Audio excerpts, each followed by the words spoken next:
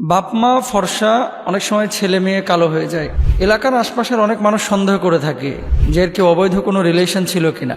ছেলে এবং মেয়ে আসলে কালো এবং ফর্সা কেন হয়? একটি গুরুত্বপূর্ণ প্রশ্নটি পাঠিয়েছেন রামপুরা থেকে আমাদের এক বোন মারিয়াম। মোহতারাম, আমার গায়ের রং সাদা, মানে আমি ফর্সা, আমার হাজব্যান্ড শ্যামবর্ণের, শ্যামলা, কিন্তু আমার সন্তান ফর্সা হয় নাই। এজন্য অনেকে খোঁচা দেয়, অনেকে কটু কথা বলে।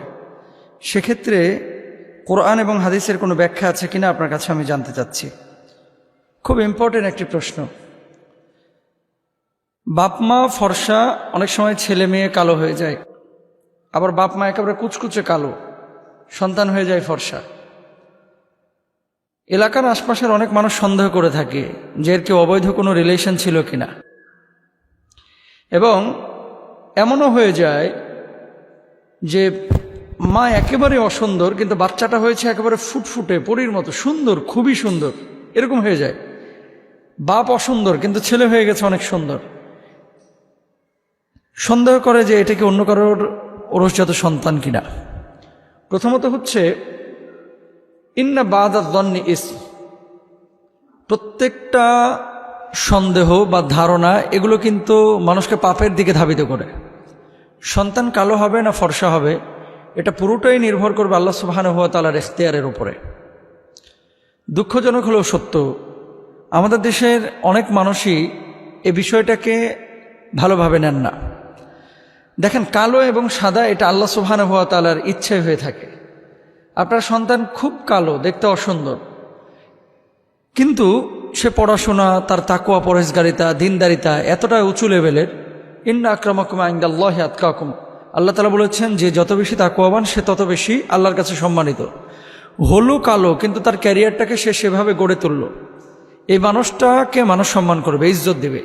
আপনি দেখতে একেবারে ফুটফুটে সুন্দর, অনেক সুন্দর দেখতে। এসএসসি এইচএসসিতে আপনি ফেল করেছেন, আপনাকে কেউ বা দাম দেবে না। বিয়ে শাদীর সময় ছেলে হোক বা মেয়ে হোক বলবো এটা ফেলটোস, গবেট, মাথায় কিছু নাই, এরকম বলে থাকে। কিন্তু যে মাথার ভিতরে একেবারে গোবর, কিচ্ছু নাই। চেহারা সুরত, ফর্সা হবেন না কালো হবেন এটা না দেখে দেখবেন যে আপনার ক্যারিয়ার, আপনার তাকওয়া পরহেজগারিতা, আপনার দিনদারিতা কেমন, এটা দেখবেন। এখন প্রশ্ন, ছেলে এবং মেয়ে আসলে কালো এবং ফর্সা কেন হয়? আবু হুরায়রা রাদিয়াল্লাহু তাআলা আনহু থেকে বর্ণিত, আল্লাহ রাসূল সাল্লাল্লাহু আলাইহি ওয়াসাল্লাম বসে আছেন। এক বেদুইন নবীজি সাল্লাল্লাহু আলাইহি ওয়াসাল্লামের কাছে এসে বললেন, ইয়া রাসূলুল্লাহ, আমার স্ত্রী একটি কালো সন্তান জন্ম দিয়েছে, আর আমি তাকে আমার সন্তান হিসেবে অস্বীকার করছি। কে বলছেন? বেদুইন। দেখেন, তার মানে আরবেও কিন্তু এটা ছিল। বাপমা যেরকম সন্তানের ছেলে বা ছেলে মেয়ের যদি চেহারা না মিলে, তাহলে তাকে যে তার স্ত্রীকে সন্দেহ করতেন, এটা কিন্তু আরবেও ছিল সেই সময়। বর্তমান বাংলাদেশেও কিন্তু এরকমটা হয় যে বাপমার মতো বা দুইজনের যে কোনো একজনের মতো সন্তান না হলে অনেকে সন্দেহের তীর ছুড়ে, না জানি এটা কার সন্তান, না জানি এটা কার সন্তান। খবরদার, এগুলো সন্দেহ করবেন না। তো রাসূল আকরাম সাল্লাল্লাহু আলাইহি ওয়াসাল্লামকে যখন জিজ্ঞেস করা হলো, বেদুইন জিজ্ঞেস করার পর আল্লাহ রাসূল বললেন, তোমার কি উঁট আছে? সে বলল, হ্যাঁ, আমার উঁট আছে। তিনি জিজ্ঞেস করলেন, সেগুলোর রং কি? সে বলল, লাল। আল্লাহ রাসূল সাল্লাল্লাহু আলাইহি ওয়াসাল্লাম বললেন, সেগুলোর মাঝে সাদা কালো মিশ্রিত রঙের কোনো উঁট কি আছে? বেদুইন ব্যক্তি জবাব দিল, হ্যাঁ আছে, সাদা কালো মেশানো রঙের অনেকগুলোই আছে। জিজ্ঞেস করা হলো, এর রং কিভাবে এলো, তুমি কি মনে করো? সে বলল, হে আল্লাহ রাসূল, বংশ সূত্রের প্রভাবে এমন হয়েছে। তিনি জিজ্ঞেস করলেন, সম্ভবত তোমার সন্তানও বংশ সূত্রে এরকম হয়েছে, বিশ্বাস করো কি? সে কোনো জবাব দিল না। আল্লাহ রাসূল সাল্লাল্লাহু আলাইহি ওয়াসাল্লাম বললেন, তোমার পারিবারিকভাবে পূর্ববর্তী যারা বংশ তোমার ছিল, তোমার দাদা, চাচা, দাদার বাবা, এই বংশীয় কেউ তোমার এই সন্তানের গায়ের কালারের ছিল, সেজন্য সে এই কালারটি বংশীয় সূত্রে পেয়েছে। আল্লাহ রাসূল সাল্লাল্লাহু আলাইহি ওয়াসাল্লাম এটি বলেছেন। এবং আপনি দেখেন, কুরআনুল কারীমে একটা আয়াত আল্লাহ সুবহানাহু ওয়া তাআলা বলেছেন, ফি আইয়ি সূরাতিন মা শাআ রাক্কাবাক। এই যে আল্লাহ সুবহানাহু ওয়া তাআলা আপনার সূরাটা তৈরি করেছেন, আল্লাযী খলাকাকা ফাসাওয়াকা ফাআদালা, সুন্দর আকার আকৃতি দিয়ে যে আপনাকে বানিয়েছেন। কারো চোখটা ডাগর চোখা, কারো ঠোঁটগুলো একটু মোটা, কারো ঠোঁটগুলো একটু চিকন, কারো ভ্রুগুলো অনেক চিকন সরু, কারো ভ্রুগুলো একটু মোটা। এই যে চেহারা এবং আকার আকৃতির যে পরিবর্তনটা, এটা আল্লাহ সুবহানাহু ওয়া তাআলা দিয়েছেন।